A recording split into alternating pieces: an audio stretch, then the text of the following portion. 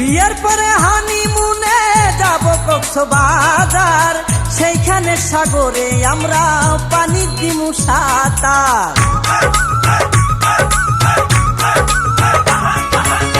বিয়ের পরে হানিমুনে যাব কক্সবাজার, সেইখানে সাগরে আমরা পানি দিমু সাঁতার। করবো প্রেম আলিঙ্গন, কি যে মধুর